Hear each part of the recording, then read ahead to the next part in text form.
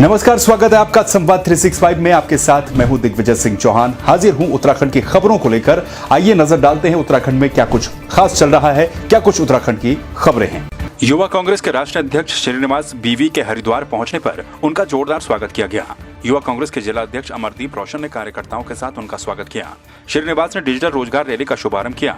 उन्होंने कहा कि उत्तराखंड में बेरोजगारों को रोजगार देने के लिए सरकार के आंख कान खोलने की आवश्यकता है। हमारे राष्ट्रीय अध्यक्ष, भारतीय युवा कांग्रेस के राष्ट्रीय अध्यक्ष आदरणीय श्रीनिवास जी पूरे देश भर में एक रोजगार दो अभियान की शुरुआत करने जा रहे हैं और उसी शुरुआत को लेकर आज हमारे राष्ट्रीय अध्यक्ष हमारे प्रदेश कांग्रेस कमेटी के मुख्यालय पर एक पीसीसी करेंगे।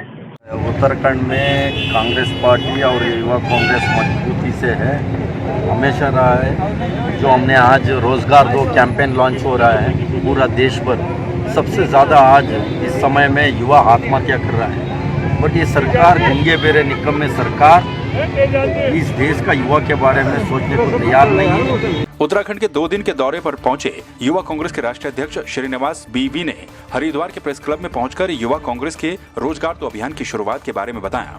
उन्होंने बीजेपी पर वादा खिलाफी का आरोप लगाते हुए कहा कि कांग्रेस सो रही सरकार को जगाएगी। बीजेपी ने 2 करोड़ युवाओं को हर साल रोजगार देने का वादा किया था, लेकिन आज देश में बेरोजगारों की फौज खड़ी हो गई। तो लोग इतने फ़ोन करके बताता है, लोगों मिलता है, बहुत बुरी हालत है। तो ये सरकार आने के बाद में 4 लोग को मात्र रोजगार दे रहा है, उसमें भी किस किस को दे रहा है? एक मेयर को, बेटी को रोजगार देना, यही इनकी बड़ी काम है क्या? और जम्मू कश्मीर से कोई शायद है उनको देने। इनसे सरकार इस उत्तराखंड युवा के बारे में कभी सोचा नहीं है। धर्मनगरी हरिद्वार में कोरोना के मामले लगातार बढ़ते जा रहे हैं। ऐसे में डेंगू ने भी नाक में दम किया हुआ है। प्रशासन के द्वारा लगातार डेंगू के प्रति बैठक की जा रही है, लोगों को जागरूक भी किया जा रहा है और जगह जगह पर छिड़काव भी किया जा रहा है।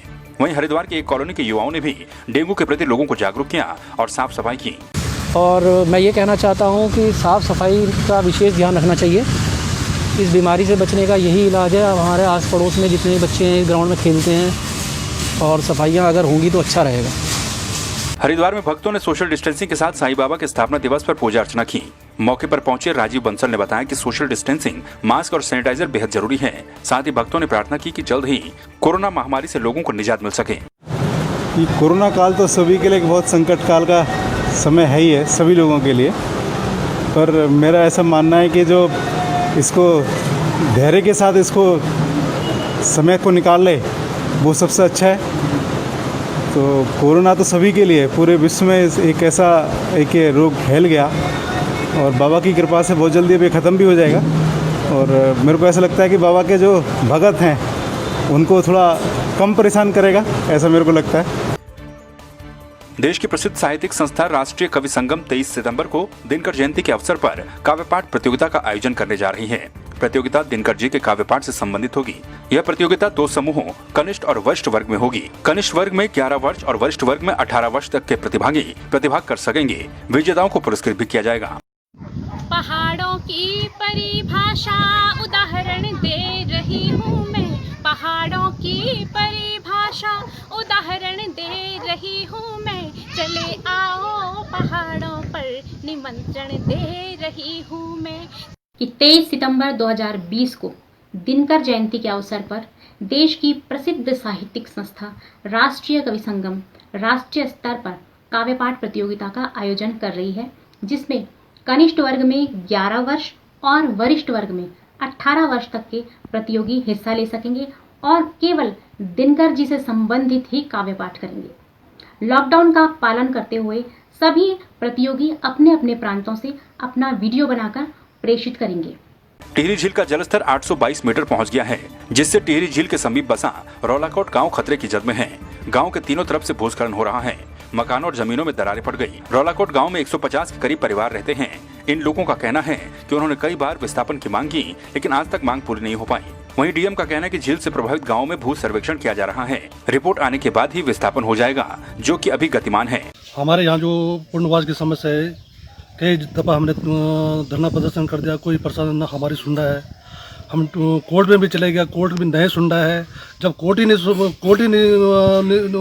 सुन रहा है, टीआरडी जब कोर्ट की नहीं सुन रही है तो कोर्ट की क्या वैल्यू रह गई। देखिए जो कि हर साल का ही ये ट्रेंड रहता है कि इस वक्त मानसून के बाद टिहरी झील में जलस्तर बढ़ता है और अपने अधिकतम स्तर तक वो चला जाता है। इस पर लगातार हम लोग डेली आपदा प्रबंधन जो हमारा कंट्रोल रूम है उससे हम लोग जलस्तर के बारे में सूचना लेते हैं और उसी के अनुसार हम लोग संबंधित अधिकारियों संबंधित विभागों को निर्देशित करते हैं। तो 51 अंतरिम आदेश पारित किए। उन अंतरिम आदेशों में एक आदेश ये 17/9/2010 का भी है, जिसमें स्पेसिफिक 3 गांव रौलाकोट, नकोट और स्यासुर, इन गांवों के स्पेशल विस्थापन की बात कोर्ट ने कही थी। अगर मैं आपको ये दिखाऊं तो स्पेशली इसमें ये मेजर भी हुआ था, ये देखिए आप नकोट, रौलाकोट और स्यासुर के बारे में, लेकिन अथॉरिटीज़ ने उस पर ठीक से ध्यान नहीं दिया। उन गाँव के विस्थापन की अभी भी, जैसे रौलाकोट गाँव है उसमें अभी भी बहुत सारे लोगों की समस्याएं, उनका ठीक से अभी तक पूर्ण रूप से विस्थापन नहीं हो पाया। लोगों की हमारे गाँव की ये समस्याएं हैं कि 2005 में यहाँ झील बन चुकी थी टिहरी में डैम के कारण, और तब से जो है लोग आज तक जो है विस्थापित लोग जो है परेशान हैं। ज़मीन भी सारी टूट चुकी, धंस चुकी है, मकानें भी जो है खतरे में हैं, आवागमन भी, आने जाने के साधन भी सारे ख़त्म हो गए हैं और सारी जनता जो है बहुत परेशान है। और कोर्ट ने भी आदेश कर रखा है, फिर भी सरकार जो इस गांव को विस्थापित नहीं कर रही है। टिहरी जिले के राजकीय उच्चतर माध्यमिक विद्यालय बादशाही थौल में सहायक अध्यापक के पद पर कार्यरत मनोज किशोर बहुगुणा को शिक्षक दिवस के अवसर पर टीचर ऑफ द ईयर 2020 पुरस्कार से सम्मानित किया गया। बहुगुणा को यह पुरस्कार ICT के माध्यम से उत्कृष्ट एवं नवाचारी शिक्षण, अनुसूचित जाति एवं बालिका शिक्षा प्रोत्साहन, गरीब एवं असहाय छात्रों की मदद जैसे कई कामों के लिए दिया गया। केदारनाथ धाम में पिछले 3 महीनों से तीर्थ पुरोहितों के द्वारा देवस्थानम बोर्ड के विरोध में धरना दिया जा रहा है। तीर्थ पुरोहित संतोष त्रिवेदी के द्वारा अर्धनग्न अवस्था में 3 महीने से लगातार देवस्थानम बोर्ड के विरोध में धरना दिया जा रहा है, लेकिन अभी तक उनकी कोई सुनवाई नहीं हो पाई, जिसके बाद अर्धनग्न अवस्था में बैठे संतोष त्रिवेदी को एक बड़ा सदमा लगा, जबकि ठंड के चलते वो बीमार पड़ गए। तबियत बिगड़ने के बाद उन्हें हेलीकॉप्टर से एम्स ऋषिकेश भेजा गया। मैं उत्तर प्रदेश लखनऊ से यहाँ पे करीब 750 किलोमीटर की यात्रा करके 21 किलोमीटर ऊपर आकर के जब यहाँ आ रहा हूँ तो बाबा का दर्शन तक मुझे नहीं हो पा रहा है। इस चीज के लिए आवाज उठाने के लिए संतोष त्रिवेदी जी 3 महीने से अर्धनग्न अवस्था में यहाँ पर बैठे हुए थे कि न कि अपने स्वार्थ के लिए, सारे तीर्थ जो लोग आ रहे हैं इतनी दूर से उनके लिए बैठे हुए थे। सरकार ने ना तो उनकी कोई सुध ली, ना उनके बारे में कोई जानकारी ली। आज वो इस तरीके से बीमार हो गए हैं कि उनको वापस नीचे भेजा गया है। आज संतोष आचार्य जी जो है लगभग 3 माह से जो है अर्धनग्न अवस्था में धरना प्रदर्शन में बैठे हुए थे, लेकिन सरकार ने उनकी कोई सुध नहीं ली, जिस कारण वो इतनी कड़ाके की ठंड में जो है आज जो है यहाँ पर बीमार होकर के अभी जो है वो ऋषिकेश एम्स में पहुंच गए हैं। उत्तराखंड जनरल ओबीसी एसोसिएशन के प्रांतीय अध्यक्ष दीपक जोशी के विरुद्ध सरकार के द्वारा की जा रही जांच और उन पर लगाए गए आरोपों का मामला तूल पकड़ता जा रहा है। थराली में जनरल ओबीसी कर्मचारियों ने उन पर लगाए गए आरोपों और जांच को वापस लेने की मांग करते हुए उप जिलाधिकारी थराली के माध्यम से मुख्यमंत्री को ज्ञापन सौंपा। उत्तरांचल जनरल ओबीसी फेडरेशन के जो प्रांतीय अध्यक्ष हैं दीपक जोशी जी, उन्होंने सिर्फ जो जनरल ओबीसी के कर्मचारी उनके हितों के लिए संघर्ष किया, लेकिन सरकार ने जो है एक षड्यंत्र के तहत जो है उन पे जांच, उनकी इंक्वायरी सेटअप की है, उसका हम विरोध करते हैं। क्योंकि ये कोई अकेला दीपक जोशी का उत्पीड़न नहीं है, ये समस्त जनरल ओबीसी कर्मचारियों का उत्पीड़न है। यदि सरकार तत्काल उन पे जो जांच बिठाई गई है उस पत्र को तत्काल वापस लेती है तो हम सारे लोग जितने जनरल ओबीसी के कर्मचारी हैं सब जो है सड़कों पे उतरेंगे, क्योंकि सरकार हमको बाध्य कर रही है। प्रदर्शन जो है, जो हमारे जनरल एंड ओबीसी के अध्यक्ष हैं मिस्टर दीपक जोशी, उन पे जो लगाए गए एलिगेशन है उनको वापस लेने के लिए हमने ये विरोध प्रदर्शन किया है, क्योंकि उन्होंने कोई अपने व्यक्तिगत उनकी कोई मांग नहीं थी। ये उत्तराखंड में लाखों कर्मचारी जनरल और ओबीसी के हैं, उन्होंने उनके प्रमोशन के लिए जो लड़ाई लड़ी थी उसके लिए हमने आंदोलन किया था और उन पे जो झूठे आरोप लगाए गए हैं उनको वापस लेने के लिए हमारा ये आंदोलन है। थराली विकासखंड के दूरस्थ गांव में भालू का आतंक थमने का नाम नहीं ले रहा है।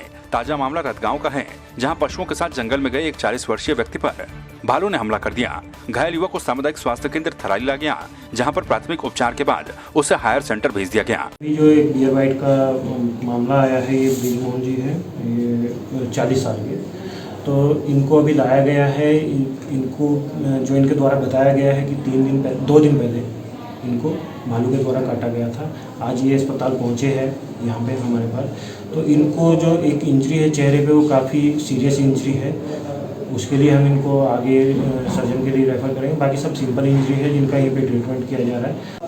करीब 9 बजे गाँव से सूचना मिली कि ब्रजमोहन बच्चीराम नाम व्यक्ति जो है इलाके के आसपास आरक्षित पिंडर पार्क कंपार्ट नंबर 20 में भालू द्वारा जो काटा गया, तो उसको तुरंत क्षेत्रीय फॉरेस्ट गार्ड को सूचना दी गई और क्षेत्रीय फॉरेस्ट गार्ड ने उनसे संपर्क करके उसको यहाँ CHC पर बुलाया गया। मसूरी में लगातार हो रही बारिश से पूरा जनजीवन अस्त व्यस्त हो गया है। मसूरी देहरादून रोड गलोगी के पास पहाड़ दरकने से एक बार फिर से सड़क बंद हो गई, जिसके बाद सड़क पर वाहनों की लंबी लंबी कतारें लग गईं। हालांकि लोक निर्माण विभाग ने सड़क खोलने के लिए JCB मशीनें तैनात कर दी। मसूरी मजदूर संघ ने शिफनकोट और बाईपास रोड स्थित IDH बिल्डिंग से प्रशासन के द्वारा लोगों को हटाए जाने के खिलाफ आक्रोश व्यक्त किया। मजदूर संघ ने शहर के भगत सिंह चौक से नगर पालिका सभागार तक प्रदर्शन रैली निकाली और प्रदेश सरकार, विधायक और पालिका प्रशासन के खिलाफ जोरदार नारेबाजी की। इस मौके पर मजदूर संघ ने शासन प्रशासन से मांग की कि घरों से बाहर निकाले गए परिवारों की जल्द ही व्यवस्था सुनिश्चित की जाए, नहीं तो उग्र आंदोलन किया जाएगा। धरना प्रदर्शन हम करने जा रहे हैं क्योंकि इन लोगों के द्वारा हमारे मजदूरों के साथ जो है ज्यादती की जाती है, अन्याय किया जा रहा है, इनका सामान बाहर फेंका जा रहा है, इनको घर से बेघर किया जा रहा है और आज शासन प्रशासन कोई भी इनकी सूद लेने को तैयार नहीं है। पालिका और स्थानीय प्रशासन और सरकार जिस प्रकार का चक्रव्यूह गरीब मजदूरों के लिए रच रहा है वो बड़े दयनीय है। पिछले 1 महीने से 56 कोट के 84 परिवार को इन्होंने बेवकूफ बना रखा है। ये प्रशासन, नगर पालिका प्रशासन और जिला प्रशासन आपस में बैठने को राजी नहीं है। वो पूर्व में चिन्हित लोगों के लिए बनी हुई निर्बल बड़वा आवास है, उसके नाम से वो बिल्डिंग बनी हुई है, जिसमें से कि हमारे पहले जब वो चिन्हित हुए थे उस समय 96 परिवार चिन्हित हुए थे, जिसमें से 40 लोगों के लिए ये 40 लोगों के भवन बनाने के लिए पैसा उपलब्ध हुआ था। मसूरी में MPG कॉलेज छात्र संघ ने प्रथम सेमेस्टर 2019 BA, BCom और BSc के छात्र छात्राओं से ली गई 1200 रुपए परीक्षा फीस को वापस न करने को लेकर प्रधानाचार्य के माध्यम से कुल सचिव, परीक्षा नियंत्रक हेमवती नंदन बहुगुणा गढ़वाल विश्वविद्यालय को ज्ञापन देकर शुल्क वापस करने की मांग की है। इस मौके पर छात्र संघ ने विश्वविद्यालय का पुतला दहन भी किया।